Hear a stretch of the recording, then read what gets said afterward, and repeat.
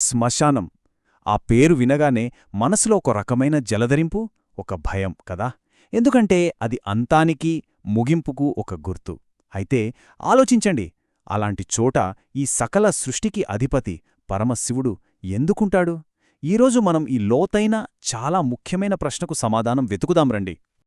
ఈ ప్రశ్న నాదో మీదో కాదు. ఇది సాక్షాత్తు పార్వతీదేవే శివుణ్ణి అడిగింది. ఆవిడడుగుతోంది, స్వామీ, మీకంత పవిత్రమైన కైలాసముంది, సృష్టిలో ఉన్న ఐశ్వర్యమంతా మీదే, మరి అవన్నీ వదిలేసి ఈ భయంకరమైన శ్మశానంలో ఎందుకుంటున్నారు అని. అప్పుడు శివుడు చెప్పిన సమాధానముందు చూశారు, అది మన జీవితం గురించి, మరణం గురించి మనమనుకునే ప్రతిదాన్ని ఒక్కసారిగా మార్చేస్తుంది. అసలు నిజమేంటో మన కళ్లముందు నిలబెడుతుంది. సరే, శివుడు చెప్పిన ఆ జవాబును పూర్తిగా అర్థం చేసుకోవాలంటే మనం ముందుగా బ్రతికున్నప్పుడు మన ప్రపంచం ఎలా ఉంటుందో చూడాలి. అంటే మన గుర్తింపులు, మన గర్వం, మన అనుబంధాలు, వీటితో నిండిన ప్రపంచం అన్నమాట. మనం బ్రతికున్నప్పుడు మనల్ని మనం ఎలా చూసుకుంటాం?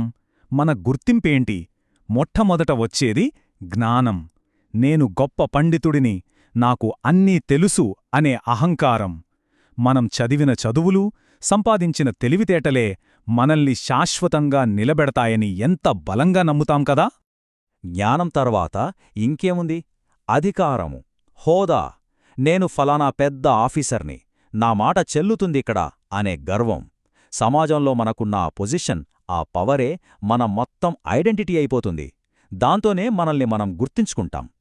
ఇక డబ్బు, ఆస్తుల విషయానికొస్తే అదైతే ఇంక చెప్పక్కర్లేదు. నా దగ్గర ఎంత సంపదుందో తెలుసా అనే భావన, ఆ ఫీలింగ్ ఒకరి అహాన్ని ఆకాశానికి తీసుకెళ్తుంది. ఆ డబ్బు, ఆ ఆస్తులే మనకు రక్షణ, అవే మన విలువ అని ఎంత బలంగా అనుకుంటాం. ఈ గర్వం, ఈ నేను అనేది ఇక్కడితో ఆగిపోదు. అస్సలు ఆగదు.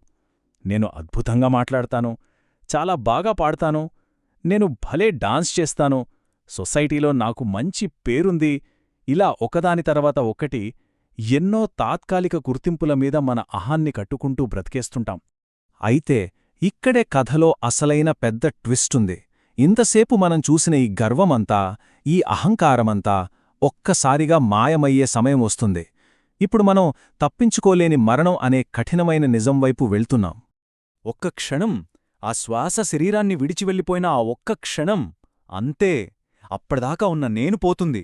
ఇక మిగిలేది కేవలం అది, ఒక శరీరం. మనిషి కాస్త వస్తువుగా మారిపోతాడు. ఆ హోదాలు, ఆ డబ్బు, ఆ గౌరవాలు అన్నీ ఒక్క సెకండ్లో ఆవిరైపోతాయి. ఆ తర్వాత ఏమవుతుందో తెలుసా? ఒక చాపలో చుట్టేస్తారు, తాడుతో కట్టేస్తారు, 4 కర్రల పాడెమీద శ్మశానానికి మోసుకెళ్తారు. అక్కడికి వెళ్ళాక ఒంటిమీద ఉన్నవన్నీ తీసేసి కట్టెలమీద పడుకోబెట్టి నిప్పు పెడతారు. చివరికి కన్నకొడుకు కూడా తలకొరివి పెట్టి స్నానం చేసి వెనక్కి తిరిగి చూడకుండా ఇంటికి వెళ్ళిపోతాడు. ఆలోచించండి, ప్రపంచంతో ఉన్న బంధాలన్నీ ఎంత నిర్దాక్షిణ్యంగా తెగిపోతాయా? సరే, శరీరం కాలిపోయింది, బంధాలు తెగిపోయాయి. మరి ఆత్మ? దేహాన్ని విడిచిన ఆ ఆత్మ పరిస్థితి ఏంటి? తాను నమ్మిన ప్రపంచమంతా తనను వదిలేశాక ఆ ఒంటరి ఆత్మ ఏం చూస్తుందో, ఏమనుభవిస్తుందో ఇప్పుడు దానిమీద దృష్టి పెడదాం. అందరూ వెళ్ళిపోయారు. సూర్యుడు అస్తమించాడు. చిమ్మ చీకటి. ఆ శ్మశానంలో ఆ జీవుడు ఇప్పుడు ఒంటరిగా నిలబడి ఉంటాడు. ఒకప్పుడు నాది అనుకున్న ప్రపంచానికి తానిప్పుడు కేవలం ఓ ప్రేక్షకుడు మాత్రమేనన్న నిజం మెల్లగా అర్థమవుతుంది. ఇది ఈ కథలోనే అత్యంత కీలకమైన ఘట్టం. ఎందుకంటే ఆ ఆత్మ చుట్టూ భయంకరమైన ఉగ్రభూతాలు, ప్రేతగణాలు చేరతాయి.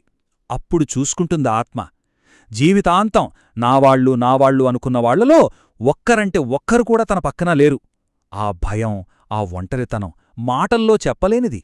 అప్పుడు ఆ ఆత్మ గుండె పగిలేలా ఏడుస్తుంది. అయ్యో, నా భార్య, నా పిల్లలు, నా స్నేహితులు అందర్నీ నమ్మానే, ఇప్పుడు నాకోసం ఇక్కడ నిలబడటానికి ఒక్కరూ లేరా అని విలపిస్తుంది. ఆత్మ ప్రయాణంలో అంతకన్నా నిస్సహాయమైన, బాధాకరమైన క్షణం మరొకటి ఉండదు. అయితే ఇక్కడే అసలు సమాధానం ఉంది. పార్వతీదేవి అడిగిన ప్రశ్నకు, ఒంటరిగా ఏడుస్తున్న ఆ ఆత్మవేదనకు అసలైన జవాబు ఇప్పుడు మన ముందుకు వస్తుంది. ఆ ఆత్మ అలా ఒంటరిగా భయంతో ఏడుస్తున్నప్పుడు ఆ చిమ్మ చీకట్లో ఒక గొంతు వినిపిస్తుంది. ఒక అభయం, భయపడకు నేనున్నాన్రా ఆ మాటలన్నది మరెవరో కాదు, సాక్షాత్తూ ఆ పరమేశ్వరుడే. దీన్నే అంటారు అసలైన కరుణ. అంతిమమైన కరుణ అంటే ఇదే. అందరూ వదిలేసి వెళ్ళిపోయిన ఆ ఒంటరి ఆత్మకు తోడుగా ఉండటం. ఆ భయంతో, ఆ ఒంటరితనంతో ఆ ఆత్మ మళ్లీ మళ్లీ 1000 చావులు చావకుండా చూడటమే శివుడు అక్కడ ఉండేందుకు కారణం. ఆయన శ్మశానంలో ఉండటం ఏదో తపస్సు చేసుకోటానికి కాదు, అది ఒంటరిగా మిగిలిపోయిన ప్రతి ఆత్మపట్ల ఆయనకున్న అంతులేని కరుణకు సాక్ష్యం. అందుకే శివుడు నివసించేది ఒక ప్రదేశంలో కాదు, ఆయన ఇచ్చే ఒక వాగ్దానంలో. ఎవరూ లేనప్పుడు, అంతా అయిపోయిందనుకున్నప్పుడు నేను ఉన్నాను అని భరోసా ఇచ్చే మాట అది. అందుకే శ్మశానమంటే భయపడాల్సిన చోటు కాదు, అది అంతులేని కరుణకు నిలయం. ఒక్కసారి ఆలోచించండి, జీవితాంతం మనం కష్టపడి కట్టుకున్న ఈ గుర్తింపులు, ఈ హోదాలు, ఈ బంధాలు అన్నీ తీసేశాక చివరికి నిజంగా మిగిలేదేంటి?